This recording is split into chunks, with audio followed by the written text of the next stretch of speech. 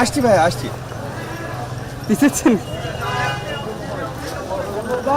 বগুড়ার জেলা প্রশাসক কার্যালয়ে বিএনপি নেতাকর্মীরা এসেছেন। বগুড়ার যারা নেতাকর্মীরা রয়েছেন, শীর্ষস্থানীয় নেতাকর্মীরা, তারা এসেছেন তারেক রহমানের মনোনয়ন ফর্ম উত্তোলনের জন্য এবং সেটি উত্তোলন করা হয়েছে। আমরা বিএনপি নেতাকর্মীদের কাছ থেকে যেটি জেনেছি, এখানে বগুড়া 7 অর্থাৎ শাহজাহানপুর এবং গাবতলী উপজেলার যে আসন রয়েছে, এই আসনে বেগম খালেদা জিয়ার জন্য এবং বগুড়া 6 সদর আসনের তারেক রহমানের জন্য মনোনয়ন ফর্ম উত্তোলন করার কথা। তবে এখন শুধুমাত্র তারেক রহমানের জন্য মনোনয়ন ফর্ম উত্তোলন করা হয়েছে এবং সেটি সংগ্রহ করেছেন বগুড়া জেলা বিএনপির সভাপতি রেজাউল করিম বাদশা এবং তার সাথে বগুড়া জেলা বিএনপির নেতৃস্থানীয় যারা রয়েছেন তারা এসেছেন।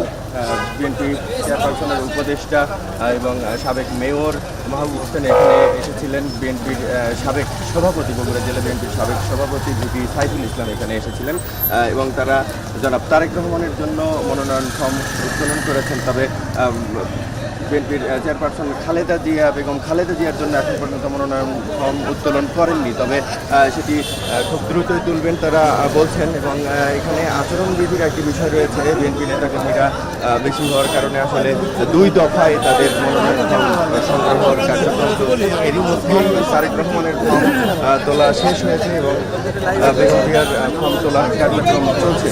আর এই যে মনোনয়ন ফর্ম উত্তোলন, এর মধ্য দিয়ে আসলে নির্বাচনের যে আনুষ্ঠানিক কার্যক্রম, সেই আনুষ্ঠানিক কার্যক্রম আজ থেকে শুরু হয়েছে এবং তার আগে থেকেই আসলে নেতাকর্মীরা সাধারণ ভোটারদের কাছে যাচ্ছেন, প্রতিশ্রুতি দিচ্ছেন খালেদা জিয়া এবং তারেক রহমানের পক্ষে বিভিন্নভাবেই প্রতিশ্রুতি দিচ্ছেন এবং ভোট চাচ্ছেন বেশ কিছুদিন ধরেই। তবে সেই যে নির্বাচনের যে হাওয়া, সেটি বগুড়া 6 এবং 7 আসনে বেশ ভালোভাবে বইছে। এর কারণ হচ্ছে বিএনপির যে নেতৃস্থানীয় শীর্ষস্থানীয় 2 জন নেতা বেগম খালেদা জিয়া এবং তারেক রহমান, আসলে তারা একবারে শীর্ষস্থানীয় নেতা হওয়ার কারণে আসলে অন্যরকম এক হাওয়া বইছে বগুড়া 6 এবং 7 আসনে।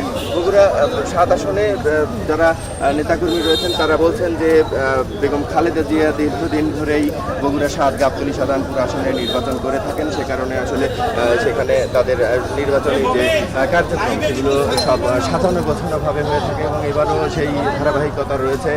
সেইভাবেই নির্বাচনের সব কার্যক্রম চলছে এবং সেই আসন থেকে বেগম খালেদা জিয়া বিপুল ভোটে জয়যুক্ত হবেন এমন আশা প্রকাশ করেছেন বিএনপি নেতারা।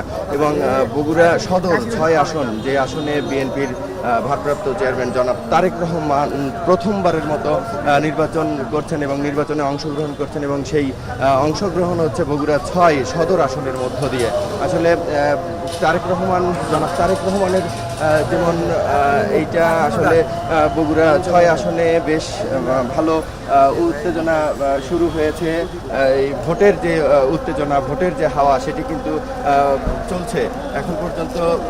বিএনপি নেতাকর্মীরা প্রত্যেকটি ওয়ার্ডে গণসংযোগ করেছে জনাব তারেক রহমানের পক্ষে এবং ভোট চাচ্ছে, বিভিন্ন রকম প্রতিশ্রুতি তাদেরকে দিচ্ছেন।